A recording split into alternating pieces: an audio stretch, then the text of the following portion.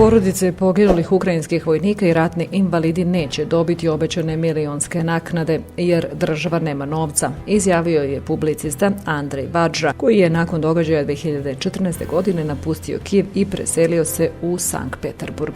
Govoreći za kanal Belta, on je ocenio da su obećanja Kijeva prazna i da finansijska realnost Ukrajine ne ostavlja prostora za isplatu. Ukrajincima obećavaju ogromne sume za poginule. Uzmite ukupan broj stradalih, pomnožite sa obećanim iznosima i shvatit ćete da Ukrajina nikada nikome ništa neće isplatiti.